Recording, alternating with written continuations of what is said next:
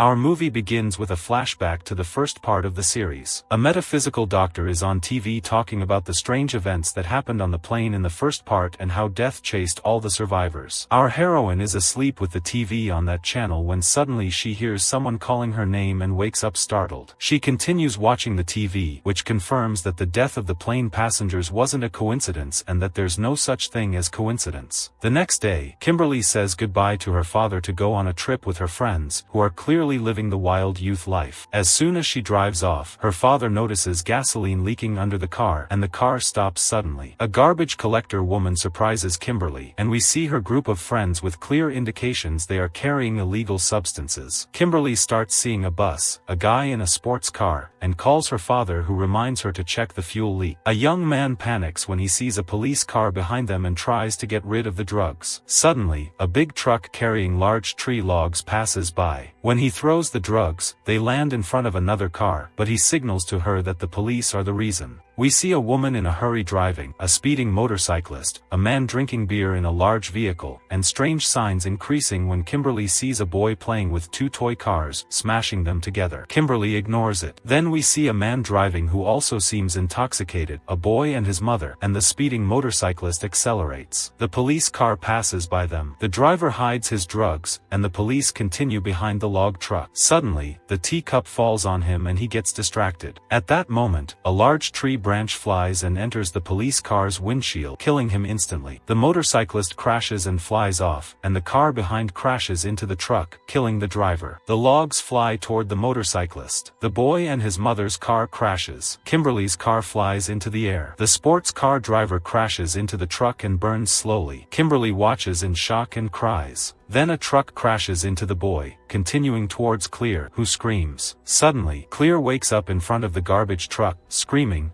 "We're going to die." They calm her down, thinking she's not in her senses. She sees the same university bus she saw before, hears the same song on the radio, and refuses to move. The cop gets out to check on them, which stresses her friends, and they hide the drugs. When the cop asks, she tells him there will be an accident, she saw it. He asks her to get out. The road stops, and all the other drivers, including the pregnant woman, motorcyclist, and sports car driver, get out to see what's happening. While talking, the log truck arrives. Kimberly screams, saying it's the truck she saw. She yells at the officer asking why he won't help her. Explosions occur as seen before. The cop runs to call for backup. Everyone is shocked. Kimberly's friend asks if she's okay, but before she can respond, a truck crashes into the car, killing them immediately. At the police station, Kimberly is in shock with the other survivors. She explains what she saw and talks about the plane crash and how people died one after the other. They mock her until the cop says he knows there was one survivor, Clear, who is in a mental facility. He says she isn't joking. One man asks if death is chasing them. The police release them. Kimberly's father comes to check on her, and as she leaves, she looks at the cop, who clearly believes her. At Kimberly's house the next morning, she asks her father if her mother ever saw visions before she died. He tries to comfort her. She says she wants to save the others, and the story isn't over. We cut to the sports car guy. He trips several times heading to his room, looking like he's living the good life. He enters while preparing his food and thinks he hears someone. Something falls into his food, which he puts in the microwave. He listens to his voicemails, full of congratulations for winning the lottery. He wears an expensive watch and accessories. Suddenly, the microwave explodes lightly, startling him. He drops his ring in the sink drain and tries to retrieve it. While his hand is stuck, the microwave explodes again. The stove catches fire. His phone rings, but he's stuck and can't reach it. The fire spreads. The fire alarm fails. He finally pulls his hand out and escapes to the fire escape but finds the windows locked. He breaks the glass and escapes. The house explodes. As he descends, the fire escape collapses. He slips on the noodles he threw, thinking he survived, but falls onto a metal ladder spike and dies instantly. The cop is shown researching the events of the first movie. We learn that Alex is dead and Clear is the only survivor. Meanwhile, another survivor is watching TV with the others and gets shocked by the news about Evan's death. They all start to panic, especially Kimberly. That night, Kimberly can't sleep, sees creepy shadows, and researches Clear. She finds the mental institution where she is. The next day, she goes to visit. The nurse doesn't let her take anything dangerous inside, so she leaves everything. When she reaches Clear, she tells her she's experiencing the same pattern they did in the plane incident. Clear has a huge mind map around her. She warns Kimberly not to come close. Kimberly insists she saw a vision before the accident, but Clear remains distant and explains that Death has a plan, and it's hard to escape. Kimberly is shocked to learn that Death is coming in reverse order this time, meaning Clear is still at risk. Kimberly asks for help, but Clear refuses and tells her to leave. Kimberly calls her a coward and walks away. Clear remains seated. Meanwhile, the cop meets Kimberly again and tells her about Evan's death and that he did some research. Suddenly, Kimberly sees birds flying and screams that these are the signs Clear warned her about. She insists they must save the mother and her son.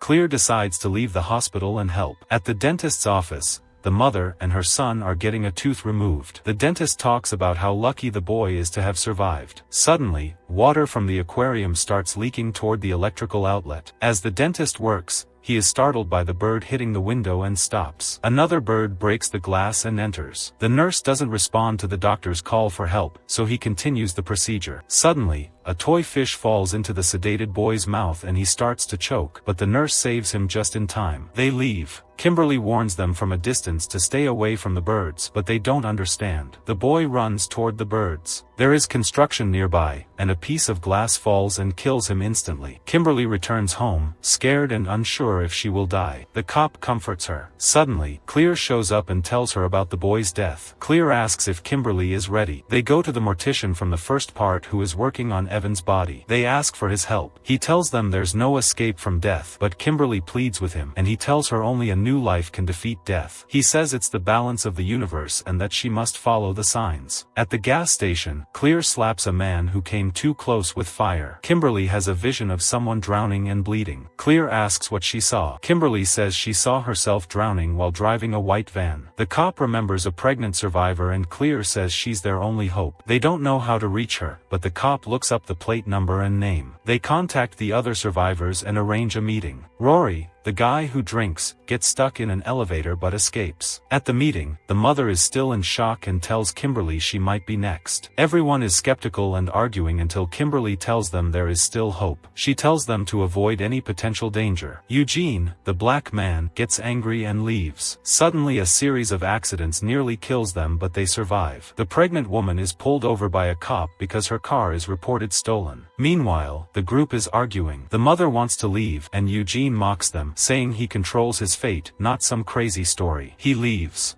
An accident almost kills one of them again, but he survives. In the elevator, Eugene and the mother meet a man with prosthetic limbs.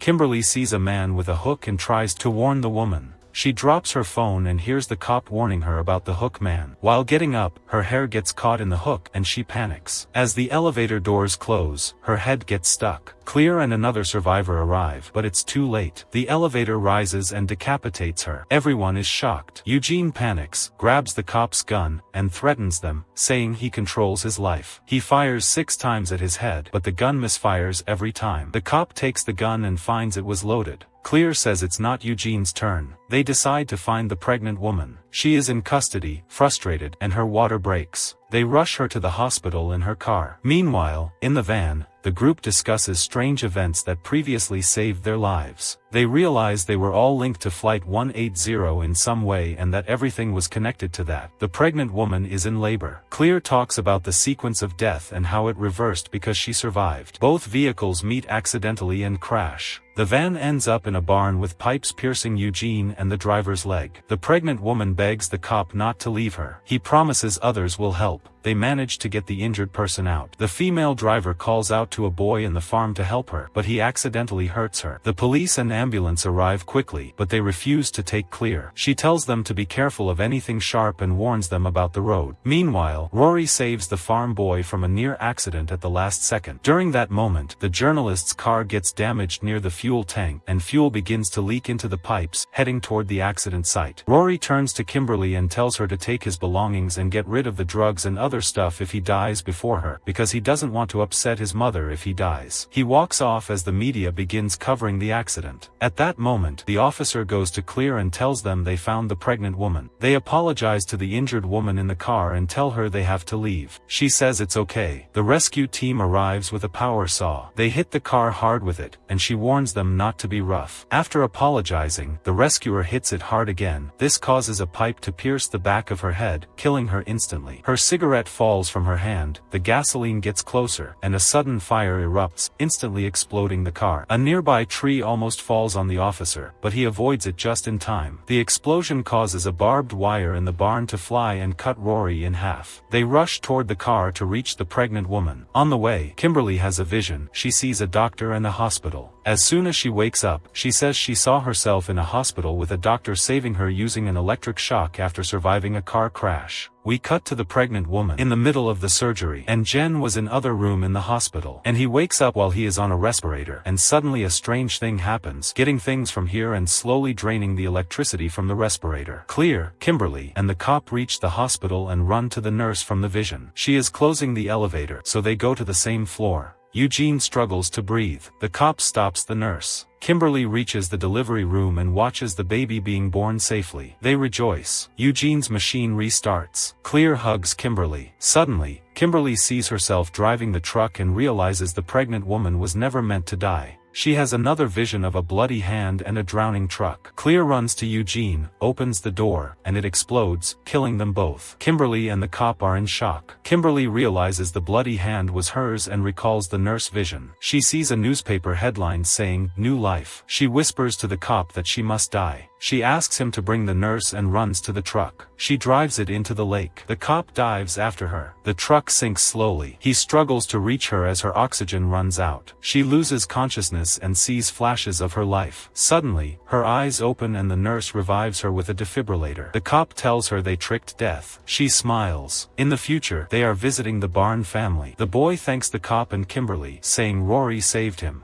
They are shocked. Moments later, an explosion kills the boy. The movie ends.